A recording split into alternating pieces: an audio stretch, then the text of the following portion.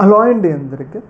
రీసెంట్గా భారత ప్రభుత్వం తీసుకున్న ఒక నిర్ణయంతో బంగ్లాదేశ్ మనతో కాళ్ళబేరానికి వచ్చింది. మనందరికీ తెలుసు, బంగ్లాదేశ్లో మహమ్మద్ యూనిస్ అధికారం చేపట్టిన తర్వాత మన భారత వ్యతిరేక చర్యలు చేస్తూ ఉన్నాడు. మనం చూస్తూనే ఉన్నాం. చైనాతో సంబంధాలు మెరుగుపరచుకోవడంలో కానీ, పాకిస్తాన్తో సంబంధాలు మెరుగుపరచుకోవడంలో కానీ, భారత్కి వ్యతిరేకంగా నిర్ణయాలు తీసుకోవడంలో కానీ మహమ్మద్ యూనిస్ చాలా ముందు ఉన్నాడు అనమాట. అయితే మన భారత ప్రభుత్వం ఒక మంచి టైం కోసం వెయిట్ చేస్తుంది, బంగ్లాదేశ్ని ఎక్కడ దెబ్బగొట్టాలి అని చెప్పేసి.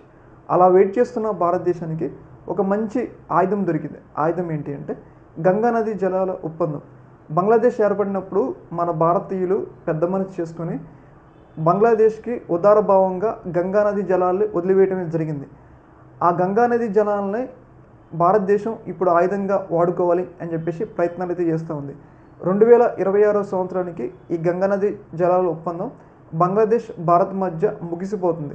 ఇలాంటి కీలక సమయంలో బంగ్లాదేశ్ని మనకి దారి తెచ్చుకోవాలంటే ఈ గంగా నది జలాలు చాలా కీలకంగా ఉపయోగపడుతుంది. ఎందుకంటే వన్స్ గంగా నది జలాలు బంగ్లాదేశ్లోకి వెళ్ళకపోతే అక్కడ వ్యవసాయం పూర్తిగా కుంటుపడుతుంది.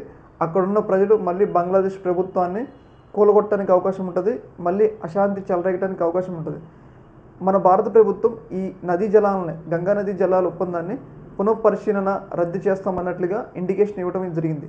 దీంతో భయపడిన బంగ్లాదేశ్ మనతో కాళ్ళబేరానికి వచ్చినట్లయితే మనకి సమాచారం అవుతుంది.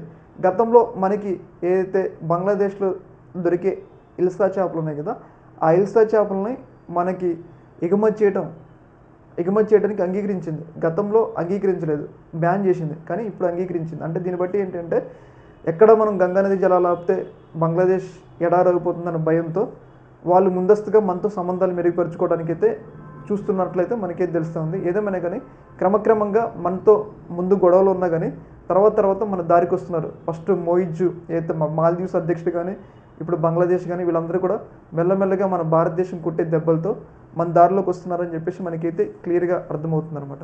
ఏదేమైనా కానీ ఇప్పుడు బంగ్లాదేశ్ మనకి అనుకూలంగా ఉంది అని చెప్పేసి మనం ఈ గంగా నదీ జలాలని బంగ్లాదేశ్కి మరొక 30 సంవత్సరాలు రెన్యువల్ చేయకూడదు.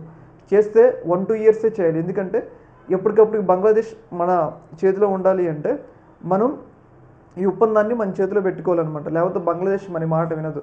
అందులో భాగంగానే మన భారత ప్రభుత్వం తీసుకున్న ఒక నిర్ణయంతో వాళ్ళు మనతో ఏమంటారు, మనం స్నేహితులనే మళ్ళీ స్నేహస్తో మనమైతే చాచుతున్నారు.